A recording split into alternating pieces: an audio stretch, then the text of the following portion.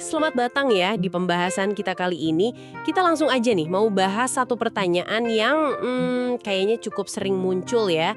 Apalagi mungkin buat Anda yang lagi proses kenal lebih dalam soal Islam atau mungkin baru aja mulai mendalami. Gini situasinya, lagi sholat nih, udah coba khusyuk, tiba-tiba ada temen atau siapa gitu datang terus ngucapin salam. Assalamualaikum. Nah loh, gimana tuh? Mau jawab tapi lagi sholat. Nggak dijawab kok kayak nggak sopan ya? Bingung kan pasti? Iya, bener banget.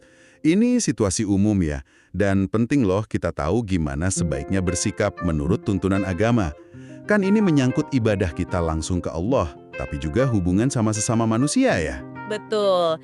Nah, biar nggak bingung lagi, kita coba bedah bareng-bareng ya. Kita bakal lihat dari sumber-sumber utama nih. Ada cerita penting dari sahabat Nabi Muhammad SAW yang ada di hadis.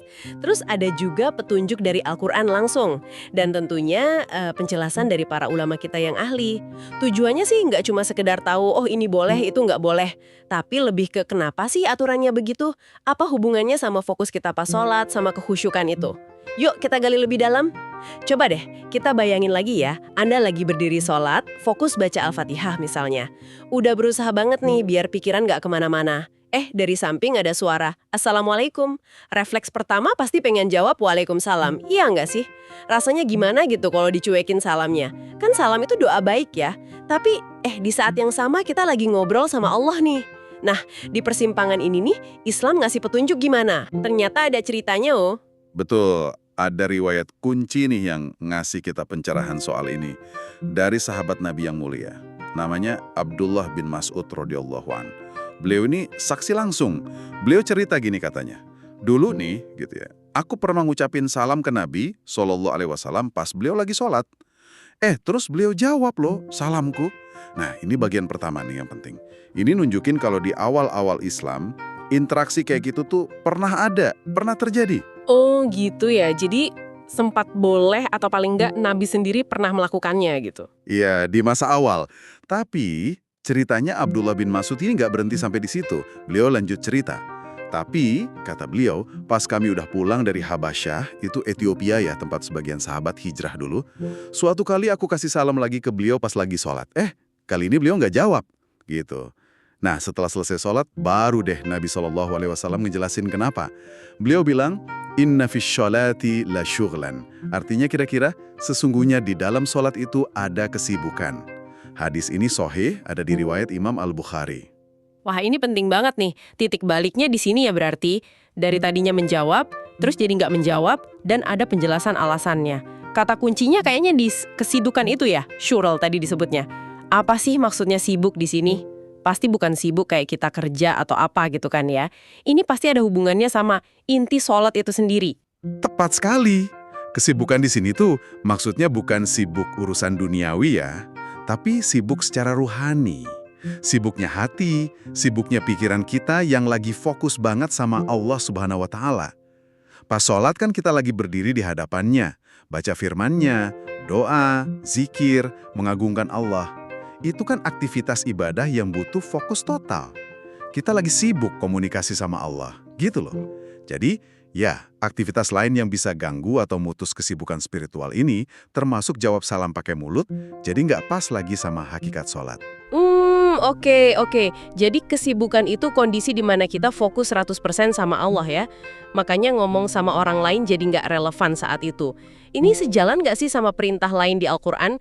Ada nggak ayat yang mendukung ini? Wah, sangat sejalan. Penjelasan Nabi tadi itu klop banget sama firman Allah di surat Al-Baqarah ayat 238. Allah berfirman, Hafidhu ala sholawati wassalatil wusta wa qumu lillahi qanitin. Nah, bagian akhirnya itu, wa qumu lillahi qanitin, itu yang relevan banget. Wa qumu lillahi qanitin. Artinya apa tuh persisnya? Terutama kata qanitin itu, kedengarannya dalam ya maknanya. Ya.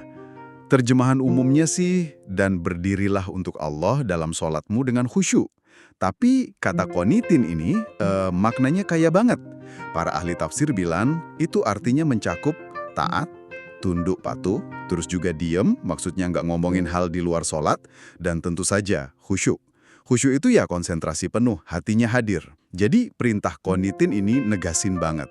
Kalau pas sholat itu kita mesti dalam kondisi taat, hati tunduk, jaga mulut dari omongan luar, dan yang penting, fokus, khusyuk. Nah, kalau jawab salam pakai suara kan jelas ya, itu nabrak aspek diam dan khusyuk dari perintah qanitin ini. Oke. Makin jelas nih benang merahnya. Jadi ada hadis Nabi soal kesibukan sholat, terus ada ayat Al-Quran soal qanitin, yang artinya khusyuk dan juga diam. Dua ini jadi dasar kenapa jawab salam pakai ucapan pas sholat itu dilarang. Jadi bukan aturan ngasal ya, tapi emang ada dasarnya yang kuat dari sumber ajaran Islam. Betul sekali, dan pemahaman ini diperkuat lagi sama pendapat para ulama ahli fikih. Misalnya nih, Ibnu Qudamah. Beliau itu ulama besar mazhab Hambali. Dalam kitabnya yang terkenal Al-Mughni, beliau jelasin, sholat itu kan ibadah isinya zikir, ingat Allah sama baca Al-Quran. Nah, karena sifatnya yang khusus ini, ngomong sama manusia di tengah-tengah sholat, ya termasuk jawab salam itu, bisa batalin sholat atau paling nggak dilarang keras. Kenapa? Ya karena itu ngeluarin kita dari kesibukan zikir dan ngobrol sama Allah tadi. Oke, sip. Larangan jawab pakai mulut udah jelas banget alasannya. Tapi nih, ini mungkin jadi dilema baru ya buat sebagian kita, apalagi mungkin Anda yang baru belajar. Kan salam dalam Islam itu penting banget ya, isinya doa keselamatan. Kalau kita cuekin gitu aja, rasanya kok kurang pas ya secara adab sosial kita.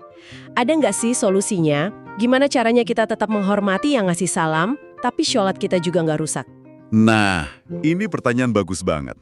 Islam itu kan agama yang seimbang ya, ngatur hubungan kita sama Allah, hablumin Allah, tapi juga hubungan sama sesama manusia, habluminan nas. Untuk kasus ini, para ulama udah ngasih solusi yang bijak banget. Imam An-Nawawi misalnya, ulama besar mazhab Syafi'i yang karyanya jadi rujukan. Dalam penjelasan beliau untuk kitab Syahih Muslim, beliau bahas ini dengan jelas. Pertama, beliau tegaskan lagi yang tadi kita bahas.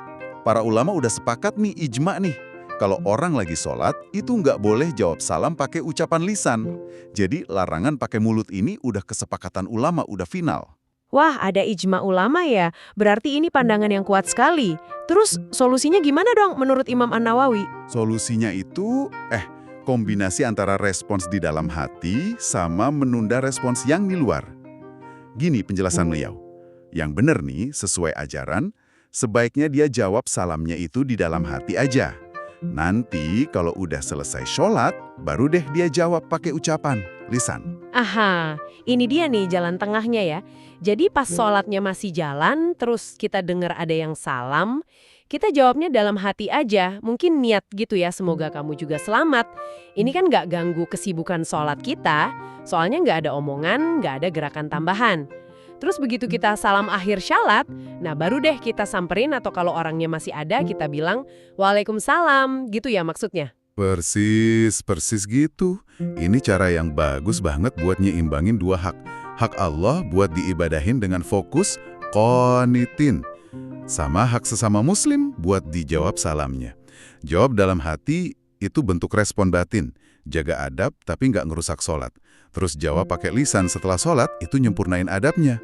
Bahkan ya, ada juga riwayat lain yang nyebutin kalau Nabi kadang ngasih isyarat pakai tangan kalau lagi sholat terus ada yang salam. Tapi ya itu, jawaban dalam hati dianggap lebih menjaga kekhusyuan sama banyak ulama. Dan jawaban lisan sesudahnya tetap dianjurkan. Oke deh, ini melegakan banget sih, terutama buat Anda nih yang mungkin pernah galau ya dalam situasi kayak gini. Jadi coba kita rangkum sedikit ya panduan praktisnya. Kalau Anda lagi sholat, terus ada yang ngasih salam. 1. Tetap fokus sama sholatnya. Ingat lagi sibuk sama Allah. 2. Jangan jawab pakai ucapan Waalaikumsalam atau kata-kata lain. Itu dilarang ya, dasarnya hadis Nabi dan perintah khusyuk di Quran. 3. Jawab salamnya cukup di dalam hati aja. Niatin buat balas doa baiknya. 4. Nah, nanti kalau udah selesai sholat, udah salam akhir, kalau orangnya masih ada, baru deh dijawab salamnya pakai ucapan Waalaikumsalam. Ini buat jaga adab sosial kita. Gimana? Jelas ya? Rangkuman yang bagus banget, jelas gitu. Mungkin bisa kita tambah sedikit ya buat renungan. Kenapa sih fokus ini sebegitu pentingnya? Coba bayangin deh, kita lagi ngobrol sama orang yang kita hormati banget. Kita sayangi, bahas sesuatu yang penting banget. Pasti kita kasih perhatian penuh kan? Nggak mau keganggu sama yang lain. Nah, sholat itu kan dialog kita yang paling agung, paling pribadi sama Allah SWT. Raja di atas segala raja, pencipta kita.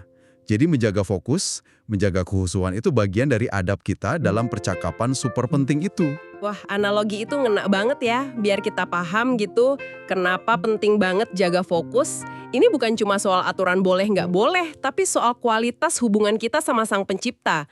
Jadi dengan paham panduan ini, Anda sekarang punya pegangan praktis ya. Nggak perlu lagi ragu atau ngerasa salah kalau ngalamin situasi ini. Dan yang lebih penting, kita jadi ngerti filosofi di baliknya. Ajaran Islam itu pengen kita ngasih yang terbaik pas ibadah, jaga kehusyukan itu sebagai jantungnya sholat. Betul sekali.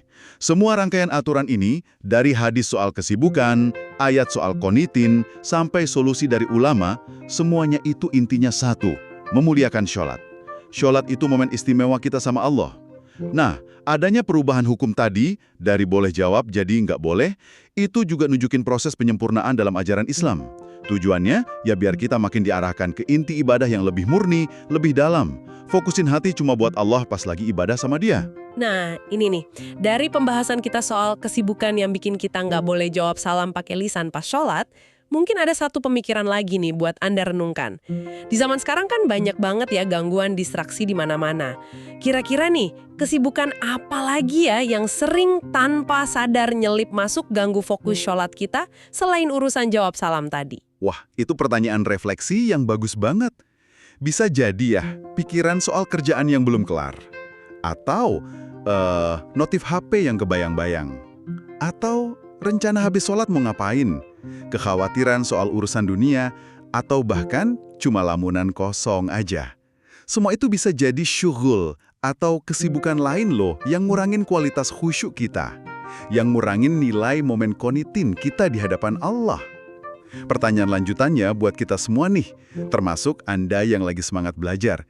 Gimana ya caranya? Kita bisa latih diri di tengah banyaknya gangguan zaman now ini, biar tetap bisa hadirkan hati, biar bisa jaga kesibukan spiritual kita itu cuma buat Allah aja selama sholat. Nah ini kayaknya PR kita bersama ya, perjalanan terus-menerus buat memperindah obrolan kita sama Dia.